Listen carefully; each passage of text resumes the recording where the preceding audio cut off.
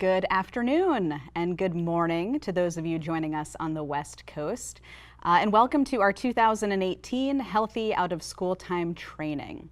My name is Allison Coleman. I am a program manager here at the National Recreation and Park Association.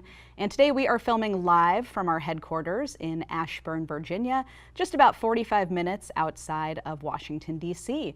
And I'm happy to be the first to welcome you here today. We have a great agenda planned for you all and are really excited to hopefully provide you with some tools, resources, and technical assistance as you embark on implementing the healthy eating and physical activity standards this year, evidence-based nutrition education at your park and recreation sites, and providing meals to kids through the USDA child nutrition programs. So excited for all of you joining us. Would love to give a little shout out to our 2018 Healthy Out of School Time grantees, but also want to welcome those of you who may not be getting funding who are tuning in today.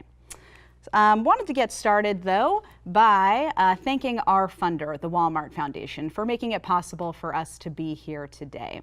Since 2010, NRPA has partnered with the Walmart Foundation to really work to increase the capacity of our local park and recreation agencies in their efforts to serve more healthy meals to low-income and vulnerable kids.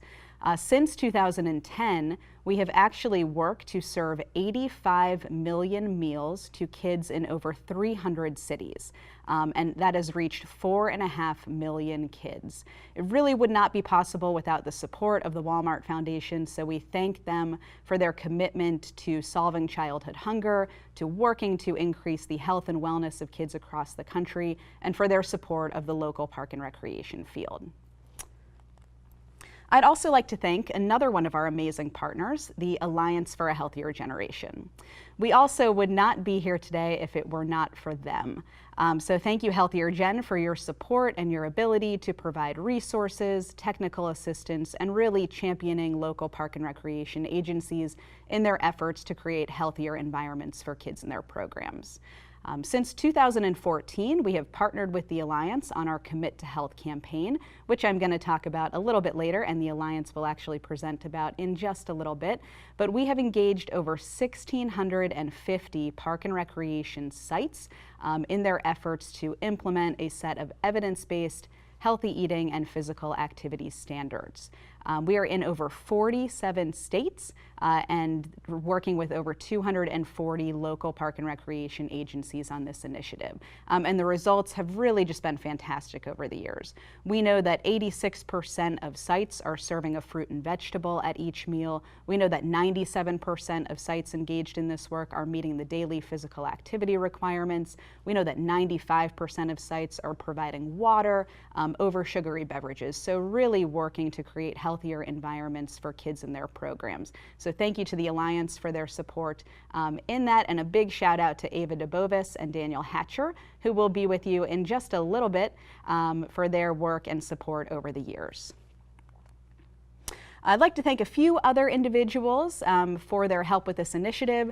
Dr. Danielle Holler, she has really served as our program evaluator over the years and a big asset to our organization as we have created our evidence-based nutrition education curriculum, the Foods of the Month curriculum, and expanded to include community and home gardening tools as well. Unfortunately, she's not able to be here with us today to talk about the curriculum, but know that she's here to support your efforts as you work to implement this curriculum into your programs.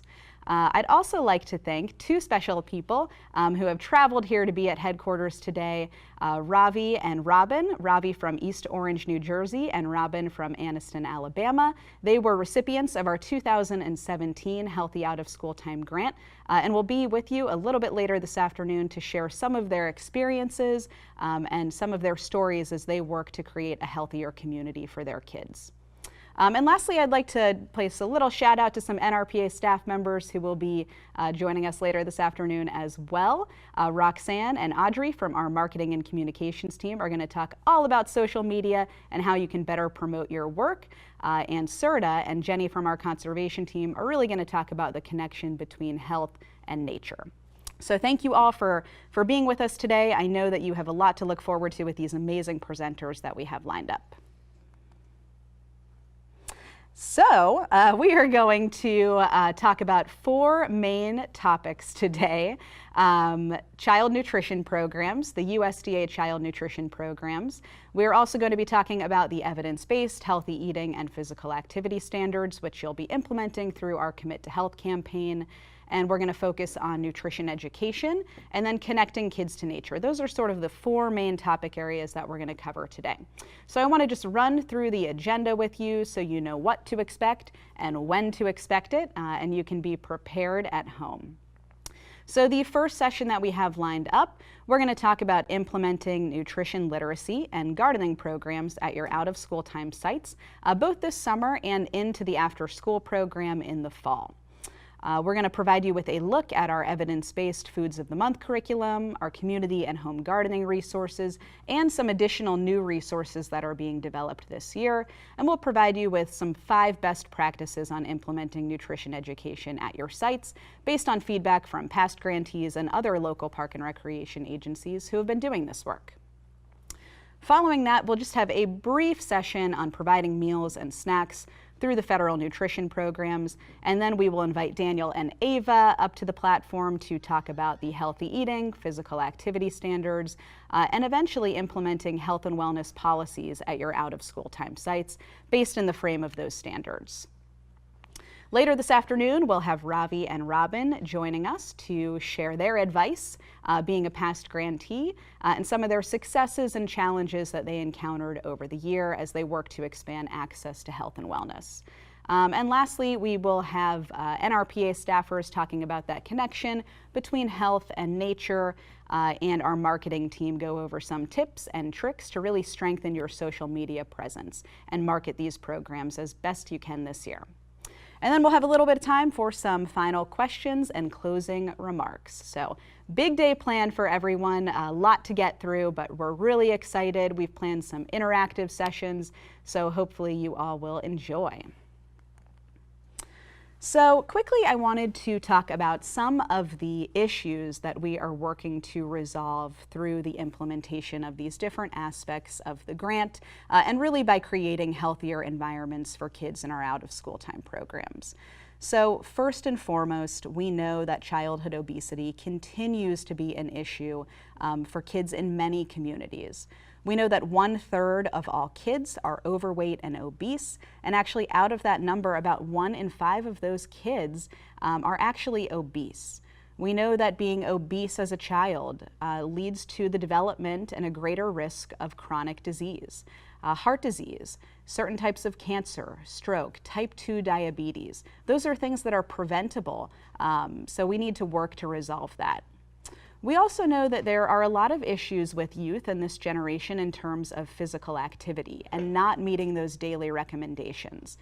Screen time is a huge contributor to that. We know that the average school-age child is tuning in to digital devices and screens for about 7 hours per day. And most of the time that they're doing that, they're actually sedentary. They're not moving. So this generation is using more digital media and more screen time than any generation prior. And they're also moving less than any generation prior. So that is a really big issue as well. In addition to not moving, kids are not going outside. There's a new phenomenon called nature deficit disorder, and kids are not spending time in the outdoors connected to their natural habitats. If we don't connect kids to their natural ecosystems and the outdoors, they won't grow up to be stewards of our environment. So we really need to work to address that and ensure that kids are getting outside and enjoying that time as they should be.